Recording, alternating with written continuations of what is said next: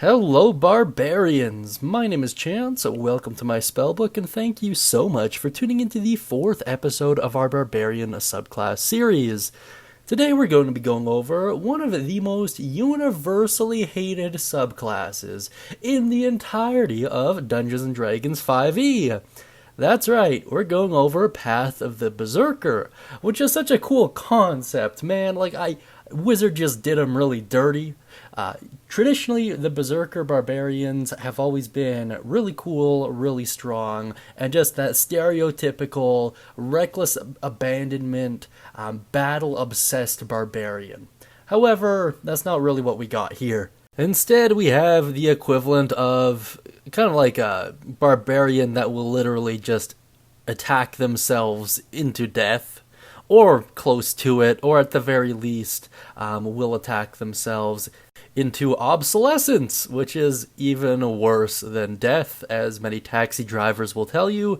Just kidding, I joke, but seriously, this subclass needs some reworking. There have been a lot of interesting ways of homebrewing this so that it works. We're not really going to cover them in this video just for sake of transparency, but they are out there. Some of them are really good. Just run them past your DM, of course, and get their impression on it. If this is the first time you're viewing one of the Barbarian videos and you'd like to see them all, click on that little eye icon in the top corner there, and I please just recommend you watch at the very least the Barbarian video, just so you're aware of all of your features, when you get them, how they work, all that good stuff. Now with that out of the way, let's take a look at their level breakdown. At level 3, you'll gain access to Frenzy, at level 6, Mindless Rage, at level 10, Intimidating Presence, and at level 14, you'll gain Retaliation. The one that hurts me deeply is the first one you get, which is Frenzy. You'll see why in a little bit. I have a hard time trying to figure out what this Barbarian is really excelling at. I know people like Bobby Baker are likely to have a pretty well thought out argument for it, but the Path of the Berserker is just rough, man. It's just rough. I've read through it so many times now, and I legitimately don't understand how Wizards let this slide. I had a couple DMs who have been in the game since like 2nd edition or AD&D, and they kind of let me know that this was kind of based on the concept of losing levels or taking on penalties, but the penalty they decided to go with was brutal. So, I don't know. It is interesting. But enough rambling. Let's move on to the first ability you get, which is Frenzy. Starting at level 3, you push past your limits. While raging, you can go into a frenzy. For the duration of your rage, you can make a single melee weapon attack as a bonus action on each of your turns after this one. When your rage ends, you suffer 1 level of exhaustion. So, if you're not super familiar, and I know a lot of you are going to be because this was heavily dragged through the mud when it was first released, and it still is to this day, the problem is the exhaustion, and I'll get into why here. So, if you've never had to deal with exhaustion before, it's broken down into 6 levels, and every time you take on exhaustion, it goes up by 1 level, naturally. At level 1, it's disadvantage on all ability checks, so really nerfs you hard, and that's just with 1 level. At level 2, your speed is halved. And a barbarian with no mobility is a barbarian with no stickiness, which is really bad. At level 3, you have disadvantage on all attack rolls and saving throws, which means your survivability is gonna start to tank really bad, and your ability to actually deal any damage is also gonna be hurt. At 4 levels of exhaustion, your hit point maximum is halved. And that means the only way to really get above your new maximum hit points is through temporary hit points, which the Frenzy Barbarian doesn't really provide you with. So I really hope you have someone who took that inspiring leader feat. And then at 5 levels of exhaustion, your speed is reduced to 0. Congrats, you're basically in a coma, man. It sucks. It's really bad. And then at 6 levels of exhaustion, Just straight up death, homie. Straight up death. So you can literally attack yourself into the grave. And what do you get for all of this? You can make a melee weapon attack as a bonus action. Neat. I mean, if you really wanted to cheese it, you could just go with any other good barbarian subclass and take the fighting initiate feat, which was found in Tasha's Cauldron of Everything, and then just take 2 weapon fighting. You know, I understand it'll take up your other hand, and that might limit what kind of a weapon you can get, and you won't be able to use a shield. I get all that. 100% get all that. But the flip side is so terrible, you'll literally just burn yourself out into complete obsolescence. Now, of course, this brings up the question. Exhaustion's really bad, Chance, but how do you recover from exhaustion? You know, it's a great question. The short answer is there's a handful of higher level spells that will do it. So if you have ready access to a temple and maybe a priest owes you a bunch of favors and you want to call him in for this, that can work. But the layman's way of getting rid of exhaustion is by taking long rests. Now I know what you're thinking. Well, that's not too bad, Chance. I mean, sure, you might take a couple of exhaustion levels during the day, but there's really only like 1 or 2 combat sessions within a day, and we usually get a long rest after that, so it's not a huge deal, right? To that I say, yeah and no.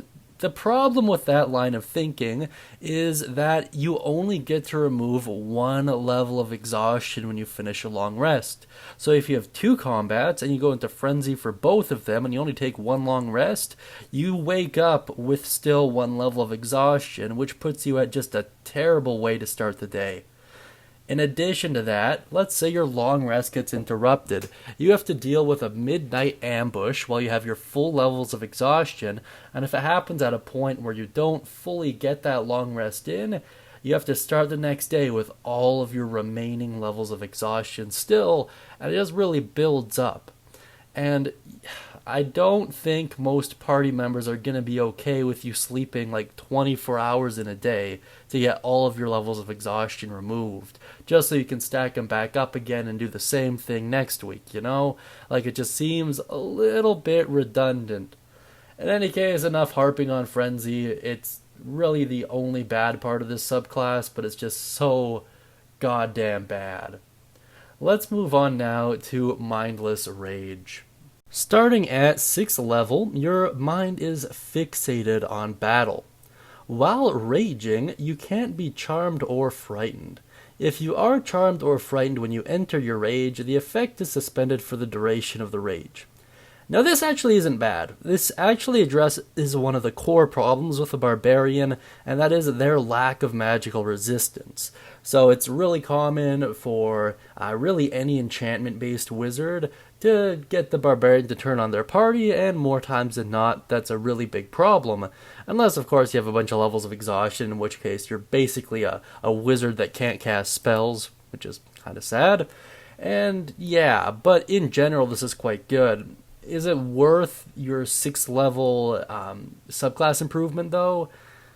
I would probably say not. Compared to a lot of the other subclasses we've gone into, 6th level is usually a big deal and provides more direct solutions to whatever problem that particular barbarian faces. However, this isn't bad. Especially when you get to that point where you have more rages than you know what to do with. You really don't have to worry about being charmed or frightened, which guarantees you'll always be able to focus on the battle at hand. It doesn't help itself out in terms of exploration, really. There's an argument to be made that it might help you out in social circumstances, but that would require you to be raging almost 24/7, or at the very least always have rages to use. This is primarily a combat-focused ability, though, so take it with a grain of salt, and under certain campaigns it might be more useful than others for sure, but it's not bad. Now let's move on to your 10th level ability, Intimidating Presence. Starting at 10th level, your madness scares others. You can use your action to frighten someone. When you do so, choose one creature you can see within 30 feet of you. If the creature can see or hear you, it must succeed on a wisdom save, and the DC is 8 plus your proficiency, plus your charisma modifier, which is interesting, or be frightened until the end of your next turn. On subsequent turns, you can use your action to extend the duration of this effect on the frightened creature until the end of your next turn. This effect ends if the creature ends its turn out of line of sight or more than 60 feet away from you. If the creature succeeds on its save, you can't use this feature again on that creature again for 24 hours. I'm not a huge fan of this, at all. My biggest issue with it is it takes up your action, which is really important if you're a DPS class. Also, I mentioned kind of the core problems with barbarians, right? The first is their stickiness, the second is their utility, and the third is their magical resistances. This is the opposite of stickiness. If almost any other class got this, I would totally understand it. But if you're a barbarian and your job is to soak up damage, the last thing you want is people running away from you, potentially into your allies. You want them fixated on you, you want to draw that aggro. This kind of flies in the face of that. To be fair, it could be a lot worse, and if you're in circumstances where you're trying to get away and you're covering the rear of your party, this is a great way to make sure you can get away safely. However, is it worth the action investment? Probably not. It's also interesting that it takes your charisma modifier. If it took your constitution modifier, I'd be far more inclined to say that the DC isn't something you really need to worry about. But if you're a barbarian, you're going to be dumping the vast majority of your ability score improvements into constitution and strength. So because of that, charisma likely isn't going to get a lot of love. And as a direct result, your DC likely isn't going to be all that high, which means the odds of them just straight up succeeding on that wisdom save are quite good. It's also kind of weird because when I think of the Frenzy Barbarian, I don't really think of charisma. I guess in terms of intimidation, it makes sense, and that's probably why this feature is named Intimidating Presence. Although in terms of actual viability, it's a hard sell to make. Now let's move on to its capstone ability, at least in relation to the subclass, Retaliation. Now I know what you're thinking. Retaliation? That's a badass name, Chance. This is probably a badass feature, Chance. To which my response is, man, I wish. So, starting at 14th level here, creatures attack you at their own risk. When you take damage from a creature that is within 5 feet of you, you can use your reaction to make a melee weapon attack against that creature. It essentially lets you trigger an attack of opportunity without them moving, and in turn netting you an extra attack. I wish this was worded differently and at a lower level. So if it was worded, you can use your reaction to make an attack action against a creature, then I'd like it, because it would stack with your extra attack, right? But this, it doesn't. There's not really a huge benefit in taking this or in using this, especially if you're playing with feats, because there are feats that require your reaction that would be far more useful than this, and if you have any semblance of spell casting, then I don't know. It is one of those interesting options that I want to say looks good on paper, but in actual practice it's just not all that great. I suppose you can make an argument that your average damage per turn would increase by a bit, and that's true, but at the cost of utility. So I'm less inclined to agree with that. Also, it specifies that the creature has to be within 5 feet of you, so if you're using anything with the reach property, you're gonna be not really at an advantage at all, which is disappointing. So overall, I'm not satisfied with it. It doesn't hurt you directly. It does sacrifice a little bit of utility, but that's really about it. So, I don't know. It's probably one of the more redeemable features you're going to get using the Path of the Berserker, but let's put this subclass out of its misery and head to my personal thoughts here. If, for whatever reason, you can't tell, I'm not a huge fan of this subclass. If anything, I kind of blame this subclass for giving the Barbarian a really bad rep. However, this was released at the same time as Path of the Totem Warrior, which was and still is one of the best Barbarian paths. So they did balance each other out, but playing Adventures League for a couple years, I don't think I've seen anyone seriously take on a Path of the Berserker Barbarian. I am in a game right now with Juice from Master the Game and a couple others where I am playing with the Path of the Berserker Barbarian, and I find that he's doing quite well, but his role play is on point, and he's in a party where we can kind of afford to take a little bit more risks, so it's not a big deal.